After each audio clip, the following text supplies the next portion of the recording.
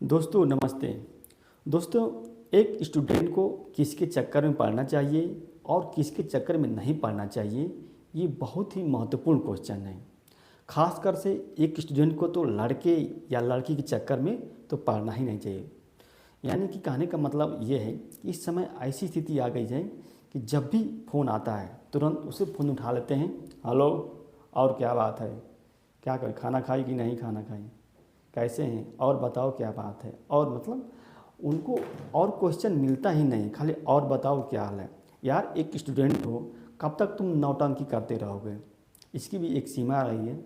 घर के माता पिता आपको भेजे हैं क्या, पढ़ने के लिए भेजे हैं ना।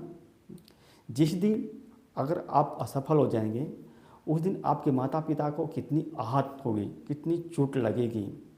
आप घर से चले हैं, देखिए अगर आप अपने माइंड में नेगेटिव चीज़ यानी कि गंदी चीज़ को एंट्री दे दिया एक स्टूडेंट के रूप में, तो स्वाभाविक बात है कि वो आपकी चेतना को क्या है, गंदा करने का प्रयास करेंगे।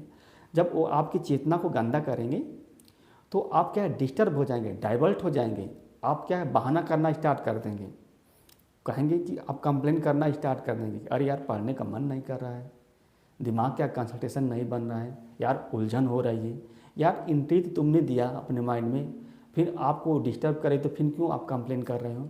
इसी तरह जो माता पिता क्या है, माता पिता आपको बारे में क्या जानते हैं, वो घर से क्या जानते हैं कि हमारा बच्चा तो क्या है, एक शहर में गया पढ़ने के लिए और यहाँ बच्चा क्या है, पार्क में घूम रहा है, फिल्म देख रहा है, अनावश्यक लोगों से क्या है बात कर रहा है। इस तरह तो देखो, एक स्टूडेंट के रूप में एक स्टूडेंट की जिम्मेदारी होती है, एक स्टूडेंट की जो गरिमा होती है ना, उसको आपको बनाए रखना पड़ेगा।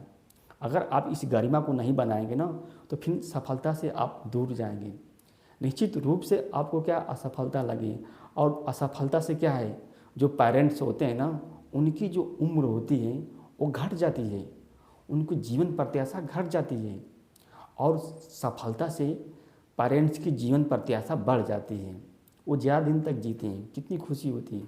तो आप एक स्टूडेंट के रूप में आए हो तो सबसे पहले आप समझ जाओ कि हमें किसके बारे में सोचना है, किसके चक्कर में पढ़ना है और किसके चक्कर में नहीं पढ़ना है, किसके बारे में नहीं पढ़ना है। हमारा ड्यूटी क्या है, हमारा कर्तव्य क्या है, हमारा जो ड्रीम है, कहीं ऐसा ना हो तो हमारा ड्रीम टूट रहा है, ड्रीम पर किसी प्रकार की कोई समस्या तो नहीं आ रही है, हमारे ड्रीम पर तो कोई बादल मरा नहीं रहे हैं।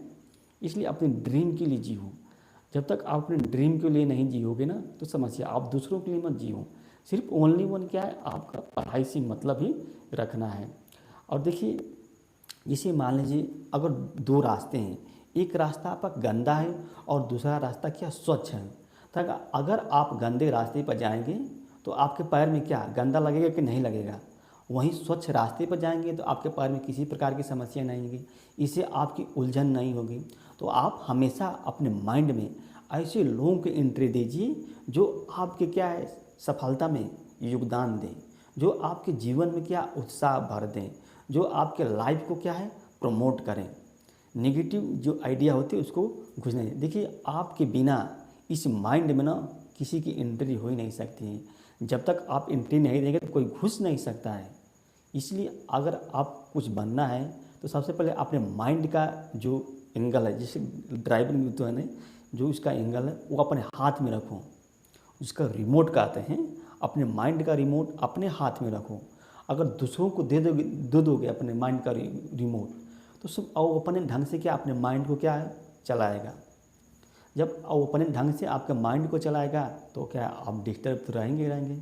इसलिए एक स्टूडेंट के रूप में आप हैं तो सबसे पहले आपकी जिम्मेदारी है, कर्तव्य बनता है कि आप अपनी डिग्निटी को बनाए रखें। आप क्या है, कुछ अगल बगल जो हैं उनको मोटिवेट करने का प्रयास कीजिए। निश्चित रूप से सफलता मिलेगी दोस्तों। धन्यवाद।